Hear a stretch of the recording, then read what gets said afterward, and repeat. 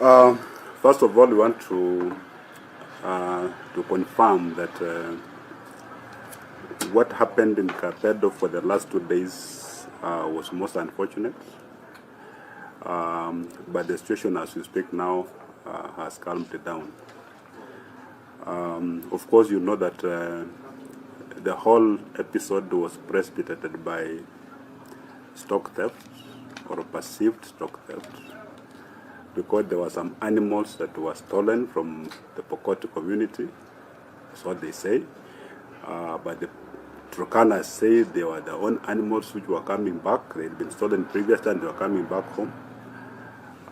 But the bottom line is that there were some animals that left the Pokot community and entered into the Turkana community, and those animals were shared out. So the Pokots actually followed up the stock up to our security camps, and the animals were not there because they had already been shared out, and some had already been stolen. That's what brought the standoff. Had they not done that, then we would not have any problem there, because for some time now the area has been quite calm. Of course, the idea of saying the government did not respond is neither here nor there, because Kapedo is 100% policed. We have our contingent of GSU, we have RDU there, and have the military there. So the issue of not responding in time does not arise. But in every delicate security situation like that one, there are so many other issues that come into play. You don't just come out firing, randomly, so you can be seen to be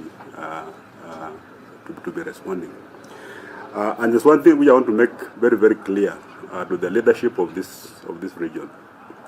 We do not send our security officers in those areas for them to become partisan. Because they tend to believe that if you send officers to Turkana County, for instance, they're supposed to behave like Turkanas, such a way that if Turkanas cause a problem, they should not respond. So similar case with the Pokot, and even with Samburu. When you send GSU team in Samburu and the session there, it means that whenever Samburu have got issues, they shouldn't respond. Yeah, unasema hawa ni watu yetu. So if they're not acting in that manner, then it means they're not working. This is why you're seeing all this allegation the police not respond, because the Pokots came, but the expectations of the Turkana community was that the police also were supposed to fight on their side. But we need to find out what really happened. And in the course of finding out, of course, there were some kind of delays, and of course, timbers got raised. And when these Pokots actually retreating, of course, you all know by now, they killed one 75-year-old man and injured 2 people who are receiving treatment. But of course, we had our security officers spending the night there until yesterday morning. The situation was very good, very calm in the morning. In fact, that old man was being buried. But in the course of that burial again, some bandits came and began shooting also, and that's when they injured another person. So as we speak now, there are 3 people who are in hospital and who are actually receiving treatment. We've tried to deal with this menace as security agencies. You all know, and we've been responding quite appropriately, including plans to disarm, which you've tried to do, but because of political interference, we've not been able to carry them out fully. And there was a time when the leadership actually came on board, and they requested to bring them on board. And we had a meeting in Baringo. We had the resolutions. We actually held a baraza. We had a 2 days meeting, then subsequently had a baraza in Kapedo. That place we had problems. And all the political leadership, governors, senators, members of parliament, MCS, in fact, even the governor for Nandi and Osingishu, they were in attendance. And we came out with a raft of resolutions. But even before the meeting ended, you could hear they were already quarreling there. The governor for West Pokot and the MP for Tiati. But the same day, they were quarreling because of supremacy battles, one calling the other names, the following the other ones responding. Yeah, then the one MCA spent the whole night before the baraza mobilizing the people not to attend the meeting.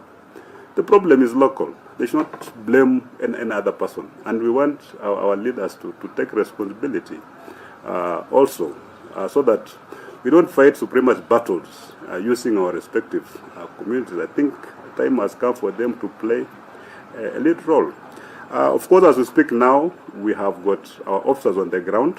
We began operations in Laikipia. That was last week, and work is proceeding well. We've actually removed all the bandits from Laikipia as we speak now. We are doing a bit of work now in Baringo.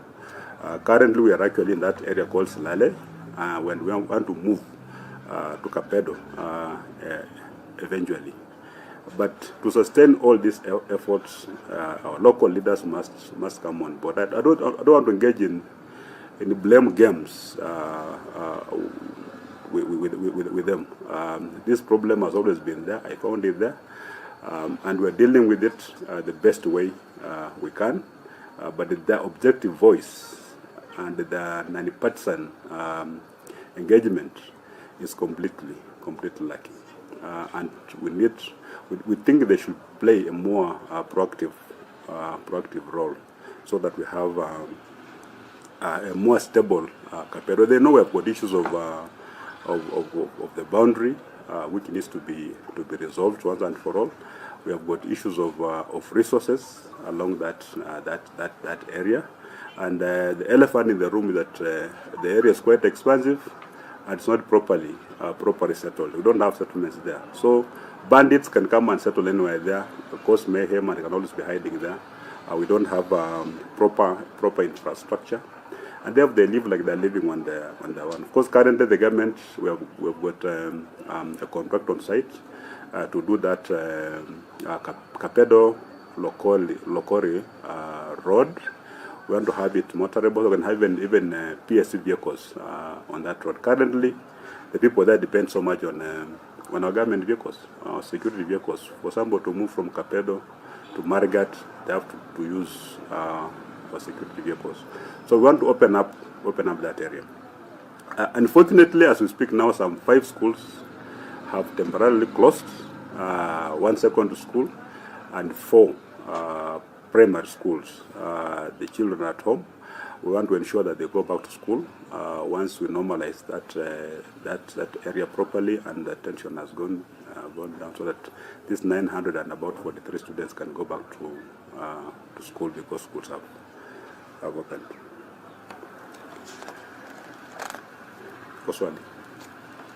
Now, assuming that we do not respond, and we have got over 60 armed bandits coming to a village, how many deaths will have happened yesterday? If we didn't respond, we were just there looking at people killing each other. How many people have died yesterday? We're talking about 1 death that happened when these bandits were retreating. So who protected those villages? Yeah. And as I've said, we have got our officers on the ground. You know, the idea of response means that, you know, when the Pokots come, we must join the Turkanas and fight the Pokots. And the other way also, if the Pokots are in trouble, we have our officers on the Pokot side must join the Pokot and fight the Turkana. That's the meaning of not responding in time. So somebody comes, although they're armed, fine. That's also a lapse, because we should have actually, you know, either disarmed them or arrested them. But the show on the ground also militates against some of these actions. But they wanted, when the Pokots come, we may start firing and arresting them without even asking them what they're looking for. And yet your people have stolen the animals. We cannot be partisan, and that one will not do.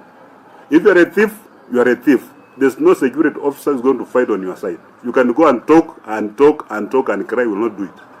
We will not do it. And we are going to assess situations as they come. We are not going to be manipulated. Yeah? So you cannot be shouting loudest without even condemning your own people who went to carry out the stealing, because they're not stolen yesterday. We won't even be having this issue. But nobody's condemning that act of theft. No, they're just talking about the aftermath of the theft. But the root cause, who is talking about it? It's like just people woke up one day and they began fighting. That's not the situation. So as security officer, we'll always assess